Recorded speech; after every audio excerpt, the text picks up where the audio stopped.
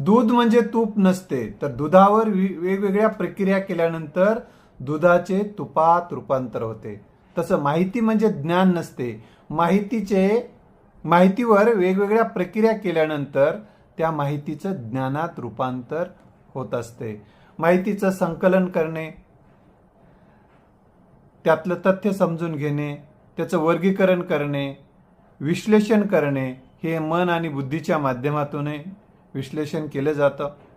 तिथं बुद्धिश्रेष्ठ ठरते. पडताळणी करून पाहिले जाते, ते सगळं आकलन करून घेतलं जातं, त्याची खात्री करून घेतली जाते, त्याचा अनुभव घेतला जातो आणि त्या अनुभवाचं उपयोजन केलं जातं. आणि जेव्हा ते उपयोजनामध्ये यायला लागते तेव्हा त्याला ज्ञानाचं स्वरूप प्राप्त होते, ज्ञानाचं रूप प्राप्त होते. मित्र, अशा पद्धतीनं ज्ञानाची